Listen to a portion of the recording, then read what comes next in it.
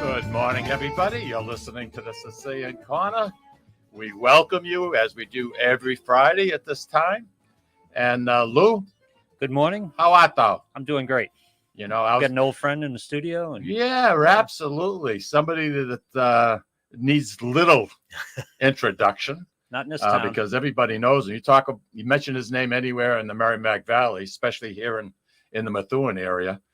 They all know the gentle giant over here, Bill Fitzgerald. You look good, Bill. You lost some weight. A little bit. Yeah. As hard as it is, you know, when you tell me about it. The older we get, forget about it.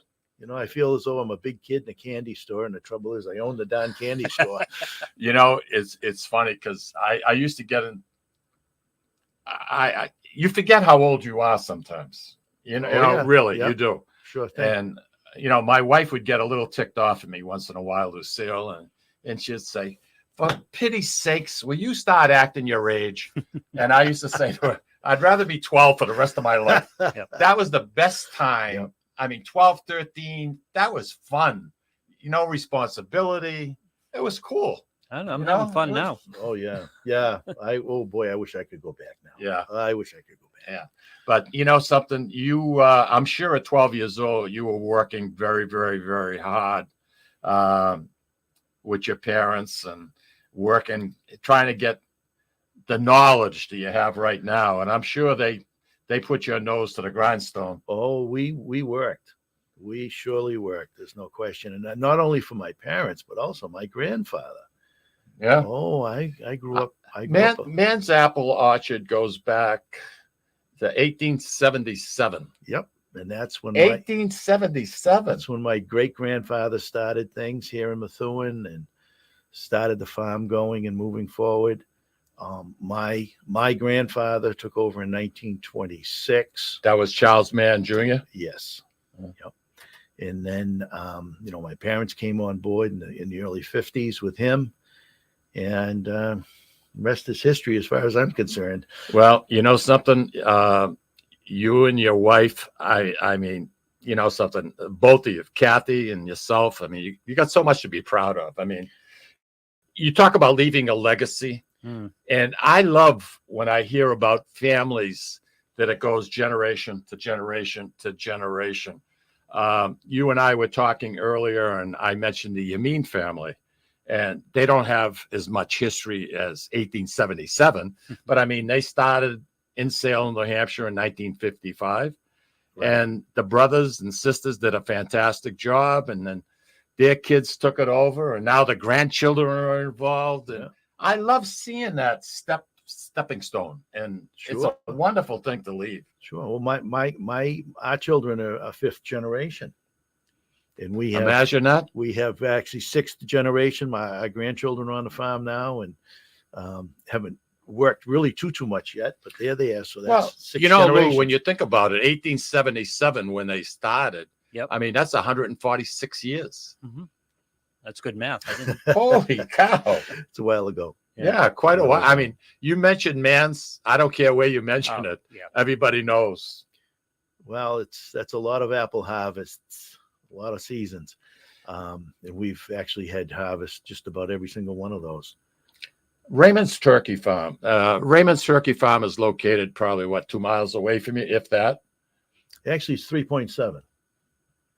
Oh, come on now. Yeah, that was a very specific knowledge. No, you've got to be able to give people directions when they come in and they're looking for something. So, you know, it's nice to have an intelligent answer. It's 3.7 miles straight up Howe Street onto Hampstead Street. You can't miss it because everybody will be in their parking lot. I'm impressed. All right. I'm impressed. He's done it once. And we didn't talk about this at all. How many years is Raymond's been a turkey farm? Do you know? Boy, they started in the early 50s as well. Originally, they were actually on Pleasant Valley Street, across the street from us, where 213 is today. And I didn't know that. The late 50s, they had to make a move as 213 was coming through, and they went up to Hampstead Street to the former Findell Farm, and bought that in the late 50s, and they've been up there ever since, and just created that wonderful business that's up there now. You know, there are destinations in the Merrimack Valley, and You Well, and the turkey farm, they're two. Yep, They're absolutely. two of them. it's And funny. People just love it. It's funny. There isn't a Thanksgiving that goes by that a customer doesn't come in and say, "Well, listen, I'm here to pick up my 24-pound turkey," and you'll look at this more often than not. You'll look at this gentleman and say, "I think you probably mean you need to go to Raymond's." Oh no, my wife ordered it here. Of course, now it's nice because he can just get on his cell phone and straighten things out. Look at you, say, "Yeah, you were right." Now, how do I get to Raymond's? Well, it's 3.7 miles up that road. So, yeah, no, it's nice to have that type of history in Methuen. There's no question. I love it when it's keeps going, stays in the same family. Yeah. That's very important. To me, I just love hearing stuff like that. I love it's more than the apples. It's like you guys have been community service for so long. There's so many events there. I mean, you guys have police. We've done a police presence during the holiday season, so Yeah. people can get in and out of your place. We bring the police on a couple days before Thanksgiving, just to help people park in the parking lot. It just gets so tight. In the past, years ago, we tried to actually park customers ourselves, and I was out there, I think myself, one day for about 15 minutes, and I found out, something. People can say what they want about these police officers and traffic details and things like that, but let me tell you, they're worth every penny when they come for Thanksgiving to take care of the parking lot for us. No question. The city of Methuen, I gather, and my observations, and I'm not 100% sure, but for businesses, they favor businesses to start up and encourage business as much as possible, I would imagine. I think the city's very cautious as to what they do to encourage business. I think that they want what Methuen tries to do is to encourage the right types of businesses, the right mixes. A fit. What's going to fit, what's going to work profitably. Let's make sure businesses come and that everybody can be successful. When somebody new shows up or something new happens. Of course, I think that in this day and age that it's not simple to start business. It's not simple to create another business or another location, something like that. A lot of hoops you need to jump through, but I think that's the way it is in most towns, most cities and towns. All I know is Methuen's been great to us. Something. I'm sure you've been great to Methuen too. You do a lot of fundraising. Anything that needs to get done, it seems to run through your business. Well, you're very generous. Your family is very generous. I've always been kind of a promoter of our situation in that, we can help out a number of different organizations, fundraisers, and things like that. But when you look at something that happens and in the work that goes into some of these events and things like that, we get just to kind of tag along and maybe do some donating or do some kind of something to help. But the people that do these events and run these things, they're the ones that do all the work. So we kind of get to tag along, and we get a lot of praise for it and things like that. But the people that do these things are the ones that really should get the praise and whatnot. Well, it goes a long way. I mean, I see it firsthand at the St. Delphio Society, Louis. We'd put Christmas baskets together and Thanksgiving baskets, and more than likely, Bill would see me walk in, and he knew it was going to cost him something, and he'd say, "How much? How many?" And something, it was so exciting. It's funny you did that to Jeff this morning. To put a nice gift certificate, for a pie or whatever the case might be, and that basket, and it went for people who don't have much. Yep, it means a lot. It means a lot. It's honestly, it's easy for us to do things like that. That's what we do. I've always said that we run that business. It's a 7-day-a-week business. We don't have, as a family, a lot of time to, volunteer for a lot of these things. So we can do it indirectly. We can do it indirectly by helping out when we're called upon to help out. And I think that makes it work for everybody. What should people know right now with Thanksgiving approaching quickly, and anticipation? what would you recommend? I want to ask you, can your pies be frozen? Absolutely. Really? Absolutely. We have people that come in early. They beat the rush all the time. All you have to do is walk up to the bakery counter, tell the girls behind the counter what you would like to do, what kind of pies. They will give you a freezer bag with the directions on it for I didn't the know different that. types of pies. The cream pies that we have right now that we aren't able to offer for Thanksgiving can't be frozen. But all the other pies can be frozen, warmed up.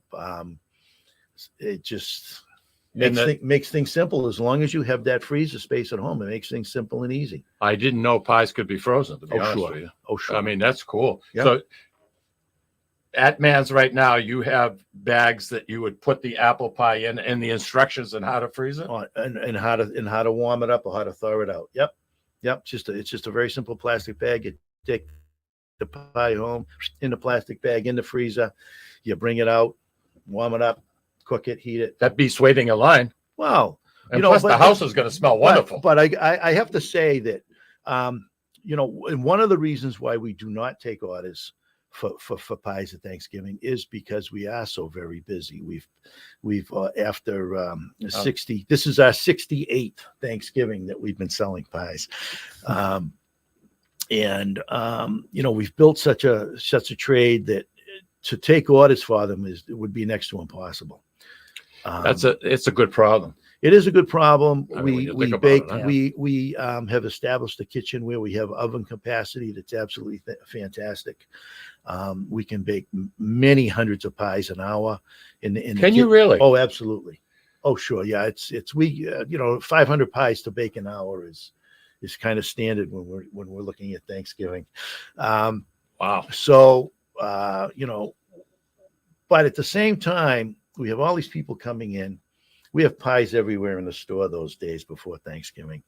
And we also have all our cash registers running. We have all kinds of staff that are getting people through those registers.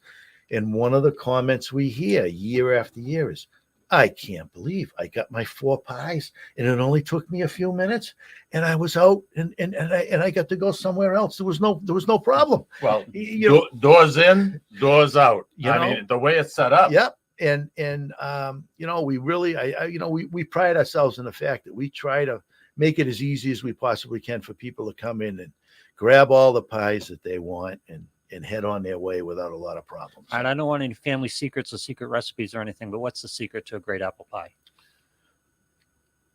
Good apples. Good apples, yeah. Good apples, right? What do you use in your apple pies? We use different apples as the seasons change.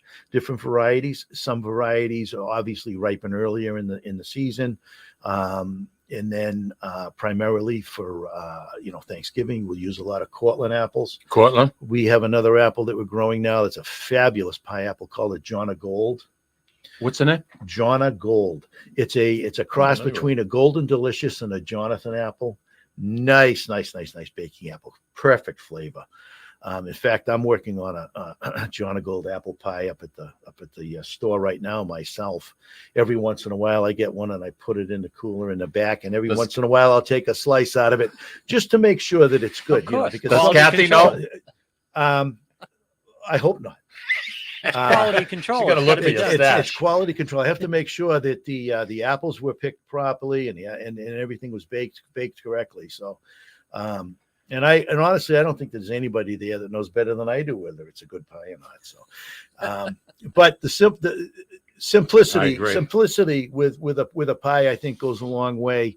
I always grew up with didn't know what nutmeg was because we never put that in an apple pie. No, because we feel as though nutmeg actually detracts from the flavor of the apple. A nice cinnamon is good. Make sure there's a little bit of brown sugar in there along with the white sugar, a little bit of starch to bind up all those juices. And this year, I'll tell you, the apples are juicy. Oh, the apple's juicy this year. Really? Well, because of all the rain. Well, 49 inches of rain or whatever we had this growing season. It's really made them juicy. This year for Thanksgiving, we're also going to be using some Honeycrisp apples as well, which is those I like. Well, I'm acquiring a taste of them. I like them. well, there's a few Honeycrisp apples in that basket over there to your right, Mike. So, Nice. but we're finding that. Aye, aye. Louis, we're gonna eat good, pal. We're gonna eat good. And people always ask me, what's the best apple for an apple pie? And it's kind of funny because people like different ones. Yep. So it Everybody's taste really buds. comes down to, what do you like?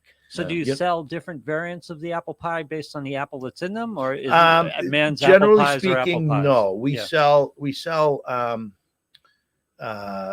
the regular apple pie with an apple crust, like a regular pie crust on the top. We sell an apple crumb pie, Oh, which is Oh. and that's the John Gold apple pie I'm working on right now. Now But we're anyway, talking. Yeah. the pies come in a 10-inch family size and the 8-inch pie as well. a 10-inch pie would take how many apples?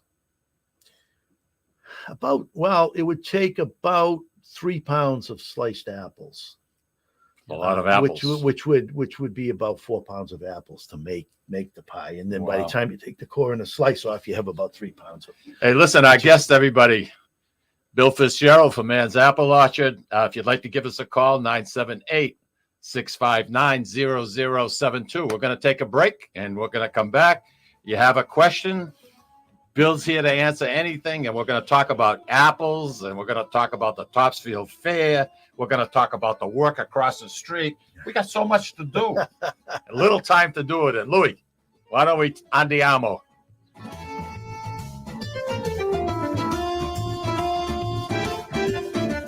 Ciao, this is Esther of You, Me, and Sicily. I want to talk to you about Tommy Amin and the great staff at Butcher Boy Market. Families, foodies, and home chefs come together at Butcher Boy to talk good food and create traditions. They offer the best in quality cuts of beef, pork, lamb, poultry, and restaurant-style steaks and chops. Produce? All of their produce is hand-selected to complement any meal or even to make it your main course. Their deli serves fresh roast beef, turkey, and beautiful imported Italian cold cuts, cheeses, and antipasto. And don't forget the Butcher Boy Bakery, featuring sweet delectables from all over the state, as well as their very own bakery. That's Butcher Boy, where the secret to a great steak is, of course, the steak. Located at 1077 Osgood Street in North Andover, Massachusetts, in the Butcher Boy Plaza. Ciao! This is David from the Sicilian Corner. You know, Mike, Tom, and I love to go to Salisbury Beach, but we love different things and can never agree where to go. Tom likes the casual family-style dining with the great Italian cuisine, Capri's seaside Italian kitchen and pizzeria. Me? I love the elegant romantic vibe Sea Glass with the amazing view and terrific menu, with prices that make it the place you want to visit each and every week. Mike loves a drink in his hand and a cool ocean breeze right off the surf and the rhythms of a cooler reggae band. We all know Mike loves Bob Marley tunes at Surfside. Who doesn't love a great show? National acts, comedy, regional favorites, and the beautiful and intimate Blue Ocean Concert Hall. Lucky for us, Atlantic Hospitality is the host of all of these great places, and they treat everyone like they are Mike Lomazzo. Best of all, we never have to choose. Park the car once and all this fun is right at your fingertips. You can have it all in the heart of Salisbury Beach. Find out all the ways you can have a great night at Salisbury Beach at northshorepavilion.com. And Mike, Tom, and I will see you there. This is Tom Zappala. Located in the heart of downtown Haverhill, the Haverhill Beef Company is a full-service, old-fashioned butcher shop and meat market that continues to be a valued family tradition since 1952. Peter and Monica Carboni's Haverhill Beef offers individualized service from an outstanding selection of marinated sirloin tips, homemade sausage, marinated chicken, and thick, juicy Chairman Reserve steaks. Your family deserves the best, so call Peter at 978-374-4795 or visit their website at www.haverhillbeef.com. When you dine at Ristorante Melisse in Amesbury, Massachusetts, you feel at home while enjoying an authentic Italian dining experience not to be forgotten. From the appetizer to dessert, you won't regret your choice. Bring your cravings and appetites. They promise you won't leave hungry or without leftovers for the next day. Takeout and catering are also available. Give them a call or visit them online for the menu, online ordering, and reservations. RistoranteMelisse.com. That's RistoranteMolise.com. Or call 978-388-4844. Ristorante Melisse, where you're treated like family. Hi, this is Mike, and I would like to tell you about the Deborah Care Law Offices, a firm that is focused on estate planning, probate, trust administration, and elder law issues. You will feel comfortable discussing important issues concerning both you and your loved ones, as well as having the information you need to make an informed decision about your family's future. How do I know? Because I'm a client of Dan Deborah Care. If you want to have peace of mind knowing that your loved ones are protected, call Deborah Care Law Offices today. In Massachusetts, 978-686-4645. In New Hampshire, 603-894-4141. With a commitment to excellence, Colizzi Memorials is dedicated to helping families capture the spirit of their loved ones by building beautiful, lasting tributes that will endure the test of time. Trust Colizzi Memorials to build a personalized tribute that would reflect your loved one's life forever. That's Colizzi Memorials, 217 Merrimack Street, Methuen, Massachusetts. Telephone number 978-674-7035. 978-674-7035. At Catadella Funeral Home, we reinvest in our business to provide your family with the best facilities. It begins with a beautifully landscaped exterior, parking for 250 vehicles, and a comfortable and inviting access to our renovated interior. Funerals can be costly, so you should review and compare plans to make sure you receive services that are fairly priced. I invite you to experience the Catadella difference in cost, facility, and service. Catadella's honoring and celebrating the lives of the people we loved, providing exceptional care since 1929. Italian artisan cuisine combines simple, fresh ingredients with time-honored preparation to create an incredible culinary experience. At Tuscan Kitchen, located in Salem's historic Depot District, talented chefs prepare everything in-house from scratch for all to see.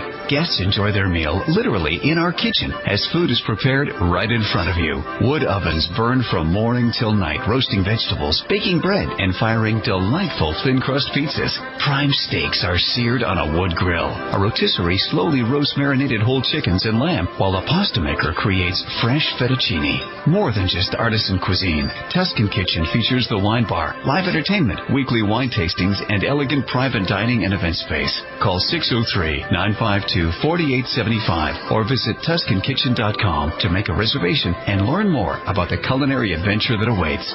In Italy, cooking is an art form. Tuscan Kitchen. Experience artisan Italian. Orthopedics Northeast and Essex Orthopedics have joined forces as Mobility Bone and Joint Institute to bring improved access and outstanding medical care. While our name has changed, our dedication to exceptional care remains the same as it has for the past 30 years. Same location, 16 Pelham Road, Salem, New Hampshire. This is Cindy and Mike Kunstler, owners and operators of Four Oaks Country Club and Grazie Italian Restaurant in Drake, Massachusetts. Grazie Italian Restaurant is the hidden gem of the Merrimack Valley. Why is that? We have an incredible chef, Oscar Figueroa. In the words of local famous chef and restaurant owner Lydia Shire, Oscar thrives on hard work. He is capable and gifted. No one makes better food. Scallops, seared to perfection. House-made ravioli with farm-fresh local corn. And buttery tender Lazy Man's lobster, just to name a few. You have to come experience Grazie Italian Restaurant for yourself. Grazie Italian Restaurant, located at Four Oaks Country Club, 80 Meadow Creek Drive in Drake, Massachusetts. Hope to see you soon.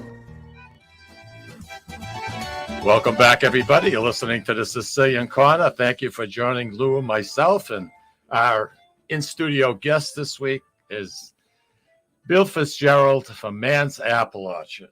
And just saying it brings a smile to my face because I just love the smile in it.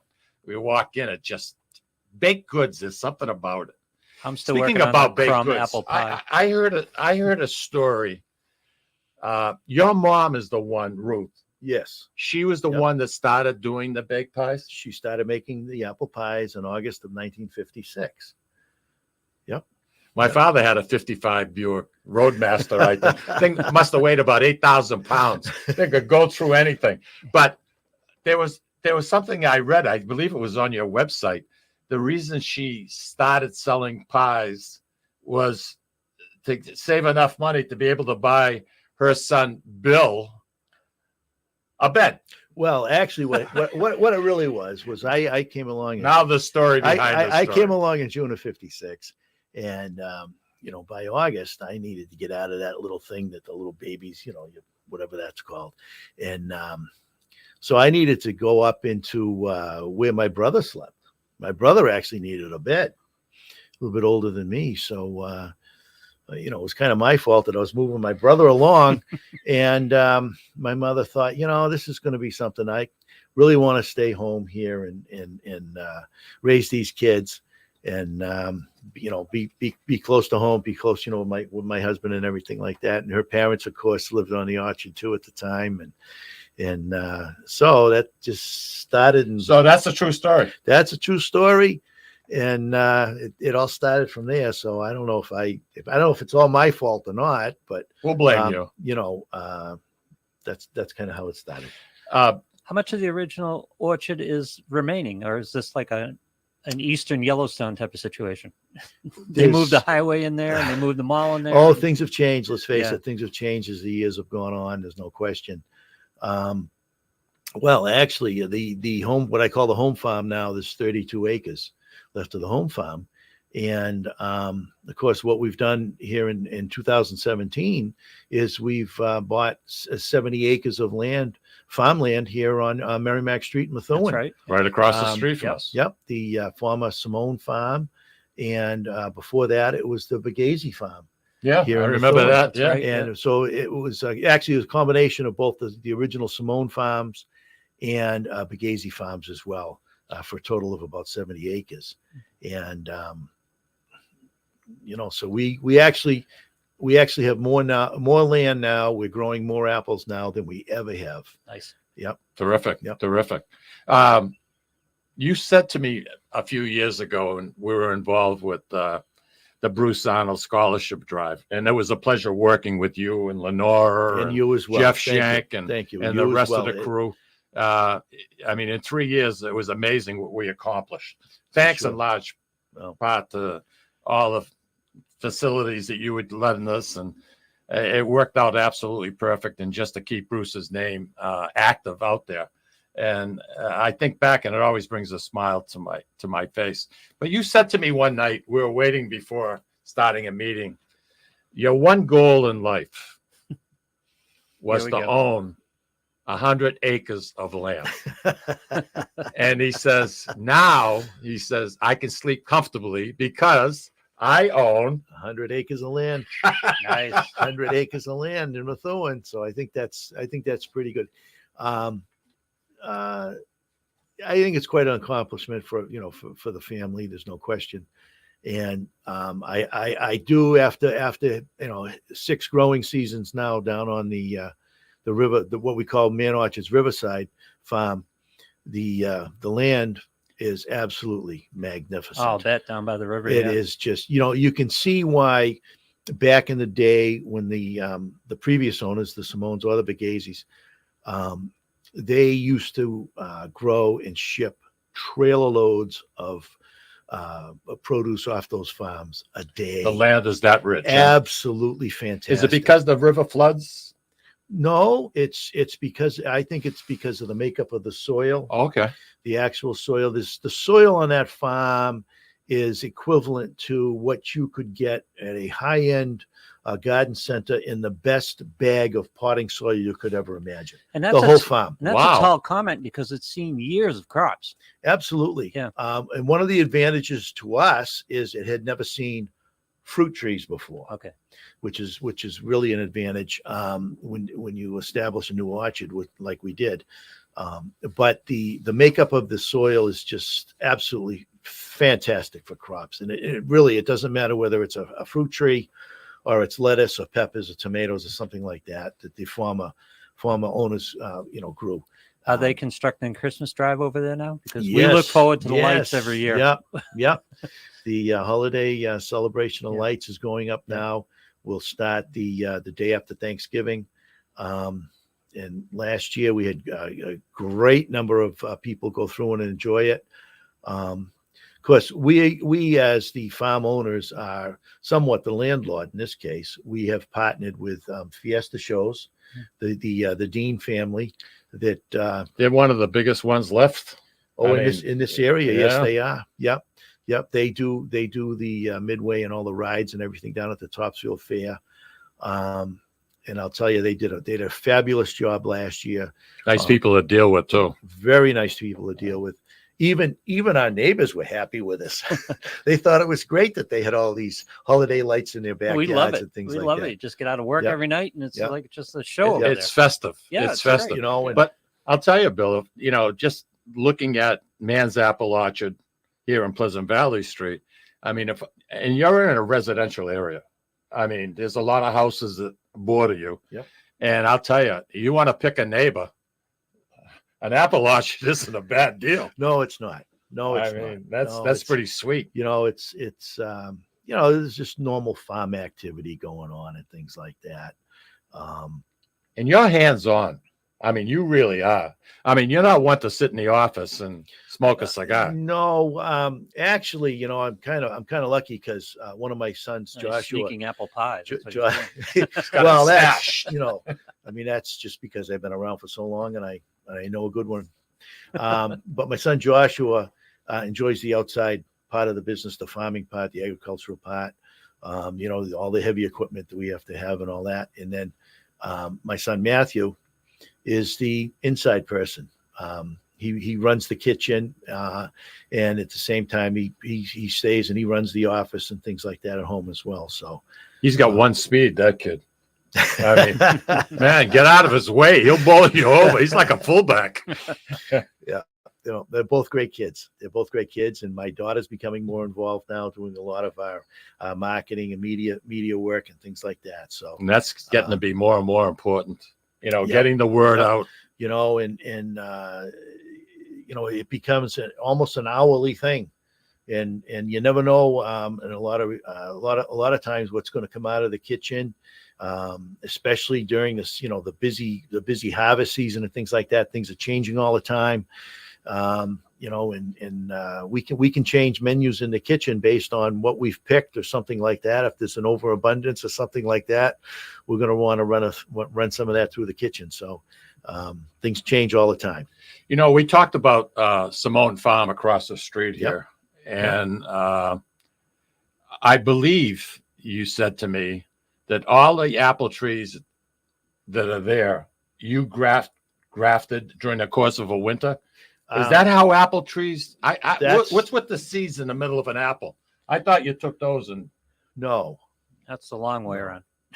you can take the seeds of an apple and plant those, and you more likely than not are going to get some kind of a mongrel type of apple tree.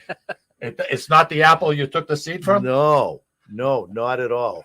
Not at all. The way to replicate an apple tree is to take a leaf bud, just a little leaf bud off that tree, and graft it onto a rootstock. And so what do you use? Peat moss? What do you say grafting? How do you get it to grow? You actually splice it. You actually take those two pieces of wood. Yeah. You've got a little stick from the tree that you want to replicate. Yeah. And you've got this little stick that's called the rootstock that may have a few little hairy roots on the bottom. And you take those and you splice them together. You actually shave one down this way and shave one this way, and you splice it together and you tape it up. And you don't put any growing medium in it at all?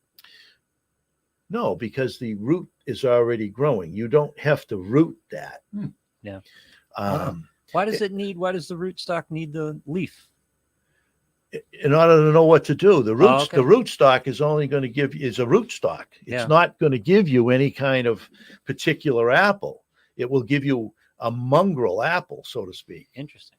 Yeah. in order to put a Honeycrisp apple that you want to replicate time and time again, you have to take a shot what we call budwood off a Honeycrisp tree and graft it to a rootstock.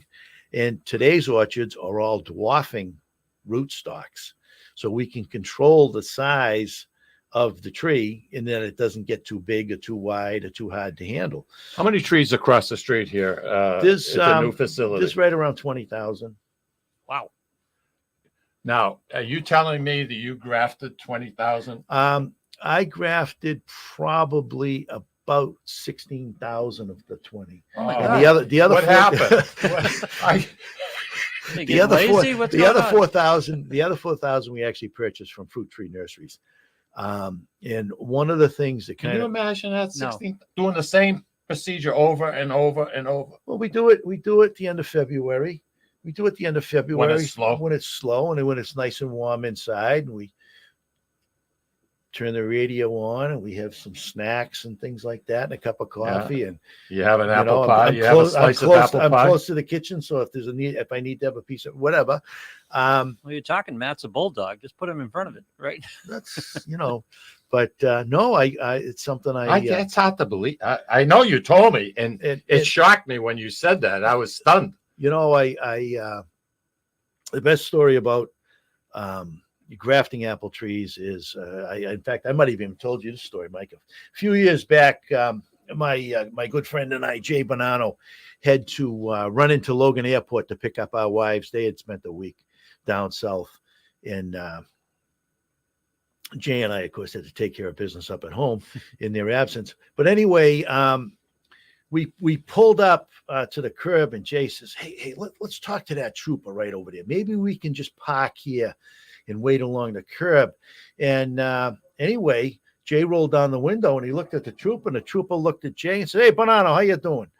He says, "I'm doing good." And so finally, Jay got around to introducing me from Mann Orchards. And that guy, this trooper, looks at me, says, "I need to talk to you." He said, "I want to replicate the apple tree I have in my backyard.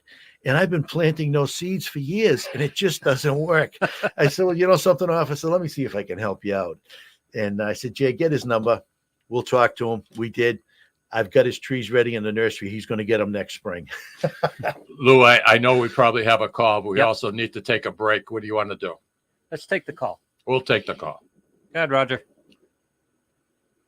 Good morning, Michael and Mr. Arsenault. How are you guys? Roger Trudell, how are you, young man? Oh, I'm upright, Michael. You know that. I like it. I like it.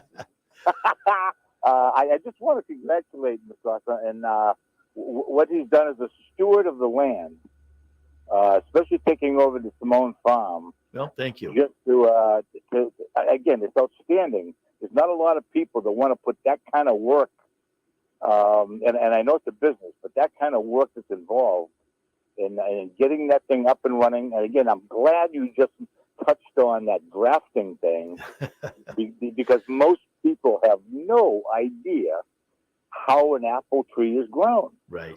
Zero. Right. And then if you could elaborate also, and I know you want to. I'll hang up and you can answer it on the other side. Is what goes into the maintenance of those trees?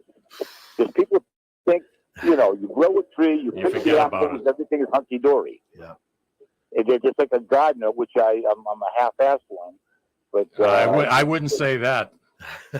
They don't understand the time and the effort and the research that goes into figuring out, how to do this stuff. And that, like a gardener, I have to understand that farming is like this also, but it's an experiment. Every year you experiment.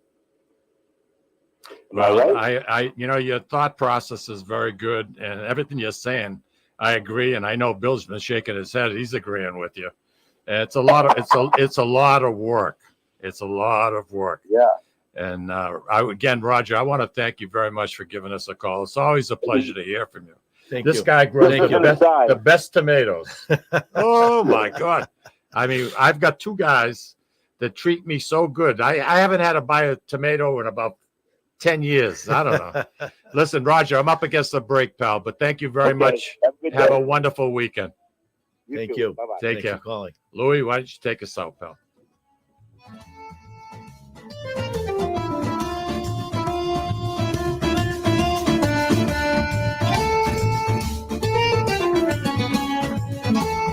Ciao, this is Esther of You, Me, and Sicily. I want to talk to you about Tommy Amin and the great staff at Butcher Boy Market. Families, foodies, and home chefs come together at Butcher Boy to talk good food and create traditions. They offer the best in quality cuts of beef, pork, lamb, poultry, and restaurant-style steaks and chops. Produce? All of their produce is hand-selected to complement any meal or even to make it your main course. Their deli serves fresh roast beef, turkey, and beautiful imported Italian cold cuts, cheeses, and antipasto. And don't forget the Butcher Boy Bakery, featuring sweet delectables from all over the state, as well as their very own bakery. That's Butcher Boy, where the secret to a great steak is, of course, the steak. Located at 1077 Osgood Street in North Andover, Massachusetts, in the Butcher Boy Plaza. Ciao! This is David from the Sicilian Corner. You know, Mike, Tom, and I love to go to Salisbury Beach, but we love different things and can never agree where to go. Tom likes the casual family-style dining with the great Italian cuisine, Capri's Seaside Italian Kitchen and Pizzeria. Me? I love the elegant romantic vibes Sea Glass with the amazing view and terrific menu, with prices that make it the place you want to visit each and every week. Mike loves a drink in his hand and a cool ocean breeze right off the surf and the rhythms of a cooler reggae band. We all know Mike loves Bob Marley tunes at Surfside. Who doesn't love a great show? National acts, comedy, regional favorites, and the beautiful and intimate Blue Ocean Concert Hall. Lucky for us, Atlantic Hospitality is the host of all of these great places, and they treat everyone like they are Mike Lomazzo. Best of all, we never have to choose. Park the car once and all this fun is right at your fingertips. You can have it all in the heart of Salisbury Beach. Find out all the ways you can have a great night at Salisbury Beach at northshorepavilion.com. And Mike, Tom, and I will see you there. This is Tom Zappala. Located in the heart of downtown Haverhill, the Haverhill Beef Company is a full-service, old-fashioned butcher shop and meat market that continues to be a valued family tradition since 1952. Peter and Monica Carboni's Haverhill Beef offers individualized service from an outstanding selection of marinated sirloin tips, homemade sausage, marinated chicken, and thick, juicy Chairman Reserve steaks. Your family deserves the best, so call Peter at 978-374-4795 or visit their website at www.haverhillbeef.com. Sisters and co-owners Antoinetta and Elisa brought their family authentic Italian recipes from Molise, Italy, and a warm and welcoming dining experience to its customers at Ristorante Molise. The combination of their meals made from natural, homemade, fresh ingredients, and your time with family and friends together at dinner time is unmatched. Located in Market Square in the heart of Amesbury, they're open for dinner Tuesday through Sunday from 3 to 9 p.m. and are available for private parties during off hours. For reservations, call them at 978-388-4844. That's 978-388-4844. Hi, this is Mike, and I would like to tell you about the Deborah Care Law Offices, a firm that is focused on estate planning, probate, trust administration, and elder law issues. You will feel comfortable discussing important issues concerning both you and your loved ones, as well as having the information you need to make an informed decision about your family's future. How do I know? Because I'm a client of Dan Deborah Care. If you want to have peace of mind knowing that your loved ones are protected, call Deborah Care Law Offices today. In Massachusetts, 978-686-4645. In New Hampshire, 603-894-4141.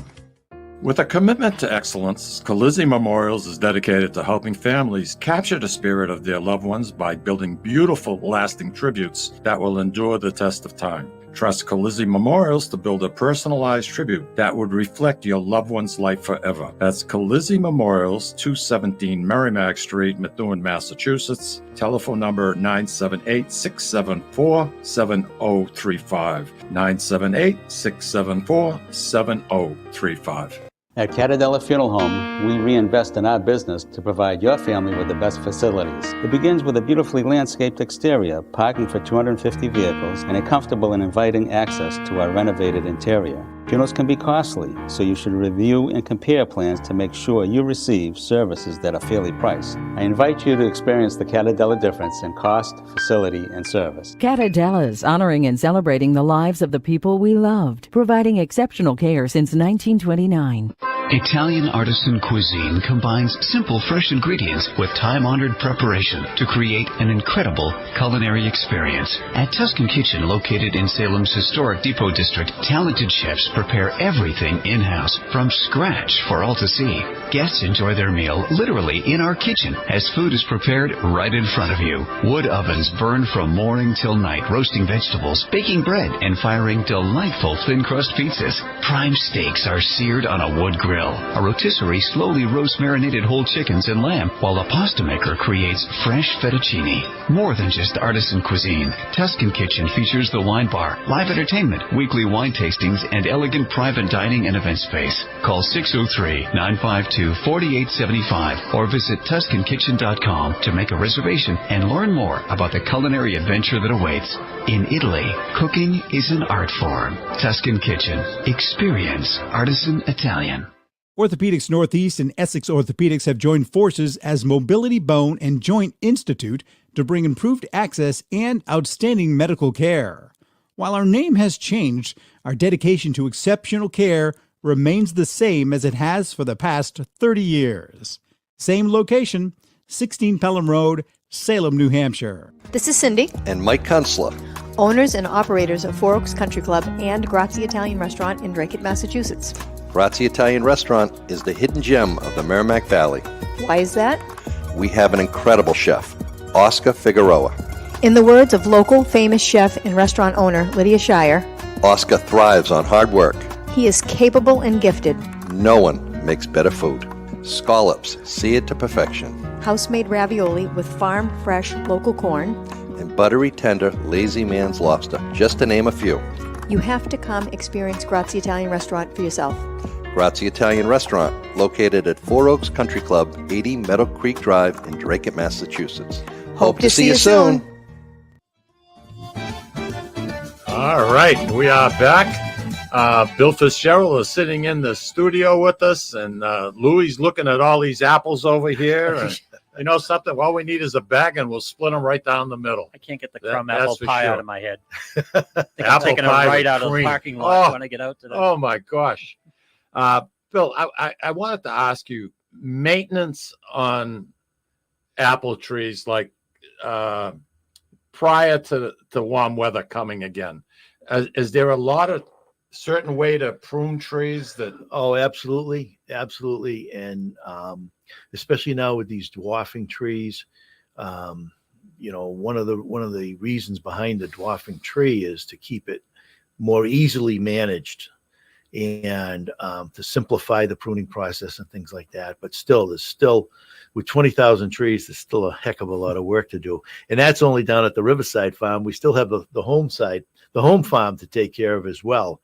A lot of pruning up there and a lot of maintenance up there. You know, we even have to do things like paint the trunks of the trees with white latex paint to keep rabbits and voles away from them. You know that rabbits actually love to eat the bark on young apple trees. I didn't know that. Yep. Wow. And you know, so there's many different things we have to do in the off season. You know, pruning and fertilizing, and you know, then we have to take care of, you know, insects and diseases and stuff in the early parts of the growing season. So people, it's a lot harder than it looks. I mean, people look at an apple tree and say, well, you know, it grows every year. You know, it's like anything. Nobody ever knows what the other person does for their job unless they do it themselves. Let's face it. Everybody's job. Well, look at all those apples they picked. That was great, boy. Well, it takes a lot, as do most jobs and things like that. It takes a lot of behind the scenes And things. if you're really good, you make it look easy, so people just assume it's easy. Yeah. You know, we try to keep it neat and clean and looking good. And boy, I'll tell you, this young orchard is just producing some fabulous fruit. That's great to hear about the soil. Yeah. Oh, it's just. And you said that right from day one. I can't get over it. I can't. You know, it's just. It's a whole new chapter for me on orchards. I know that much. Did you know when you bought it, or did you find out afterwards? Well, I knew what the soil was going into it. Yeah. And what I didn't know is how the apple trees and the fruit trees would respond on that type of soil. And to me, it's absolutely magnificent. Wow. There's 2,500 different apple varieties approximately. Oh, I think there's more than that, to be honest with you. I think there's actually 20. I knew I was going to be in trouble when I think there's actually something like 2,500 to 3,000 strains of a red delicious apple. What? Different strains of the same apple. Holy cow. So I think you find out there's many thousands of varieties of apples through the years. It's what we're finding difficult is what's the best variety of apple to grow. And there's a lot of new varieties that have been introduced in the past few years. That the Honeycrisp, I planted the first Honeycrisp at Mann's back in 1994, which was some of the first ones to be planted in New England. Ever since that, we've had other new varieties come along. Just in that basket over to your right, Mike, there's some Honeycrisp, but there's also some Evercrisp apples. There's some that's a Honeycrisp. There's some Rosalie apples. There's some Ludacrisp apples. There's Ludacrisp. And Ludacrisp has got some Honeycrisp in it, and it's also connected with the Fuji as well as one of the parents. But also in there, you're going to find interesting down in the bottom of that basket. There's some apple pie. No, I didn't bring any apple pie. Geez, if I had known Lou was going to be, I didn't know. Anyway, there's some golden russet apples, which are one of the oldest apples in America. Goes way back into the days of old when there were no refrigeration and things like that. The Pilgrims probably brought apples over with them on the boat, right? I don't have the exact history. Oh, you know about the different varieties and the strains, but you don't know about the Pilgrims. Well, we go back to 1877, but anyway, actually, my grandmother always said that we had ancestry back to the Mayflower, and I can remember one cold, rainy, snowy, wet, damp day, and she told me the story, and I asked her, "Well, how come they didn't get back on a boat, go 1,000 miles south?" Yeah. Anyway. But no, we've got old apples. We grow Baldwin still. We've got this golden russet, which is a fabulous old time apple. And a new one is Rosalie, Ludacrisp, Honeycrisp, Evercrisp. So how did the Mann Fitzgerald name come to be? What's the connection, Bill? Well, it was Mann. My great grandfather Charles Mann started the farm and everything, and then back in the early 50s, my mother Ruth Mann married my father Don Fitzgerald. Okay. And I was just trying to figure out. That's how the Fitzgerald came into it. Married into the Mann family, and you've got. It's amazing what you've accomplished. And I feel good because your lifelong dream of having 100 acres of land, you make. I want you to be happy. I'm. There's no shortage of things to do of a day. Let me tell you that. One last question. Bees, pollination. Yes. How important? No bees, no apples. The wind and everything does. You bring in bees? Yeah, I was going to say. What we do is we actually have resident hives at both our farms. At the home farm, we have beehives that have been kept there year round for probably 25 years or so now. A beekeeper from Alton, New Hampshire, Ben Chadwick, takes care of our bees up at the home farm. And then down at the river farm, when we got the farm, there was already a beekeeper on site, a fellow out of Topsfield, Mass, Morris Mitchell. And Morris has probably 50 hives or so between our farm and the adjacent Bonanno Pleasant Valley Gardens farm as well. So we have plenty of honeybees at both farms, well taken care of by reputable beekeepers. That's excellent. Which is a whole nother thing. It's another profession to keep bees and to keep them healthy, especially these days. Yeah. And we sell honey from both these beekeepers, which is kind of nice to be able to sell that nice local honey and everything. So Bill, we got about a minute to go to the conclusion of our show. What would you like to say to our listening audience that are planning on making a trek to Mann's Apple Orchard? Well, we're open 7 days a week, 8 a.m. to 6 p.m., 8 to 5 on Sundays. We're gonna have plenty of pies ready for this Thanksgiving. You can come up early. You can buy those pies and freeze them ahead. You can come up That was interesting about the bags. Yep. I didn't know you did that. Yep. We have plastic bags right at the bakery counter that the people behind the counter will take care of you with those. We possibly will be open for a couple hours Thanksgiving morning if there's any pies left to sell. Is that a decision maker that morning? The night before. Yep. The night before. It'll all depend what kind of pies we still have available. We are closed all day on Friday, the day after Thanksgiving, to catch a little rest, and then we're back at it right up until Christmas Eve. Well, something. It's been a pleasure. Well, thank you very much. I know we mentioned Bruce Arnold earlier, and Bruce's memory in this building, no matter where. I know he's listening, and I know he's smiling. Bill, I hope so. Bill Fitzgerald, thank you very much, Mike. Thank you very much. I hope you can come back with us. I hope I can. Thank you. Thanks for having me. Take care. We'll be back next week, everybody. Dr. Richard Padova is going to be our guest in studio, so we hope you can join us. Have a wonderful weekend.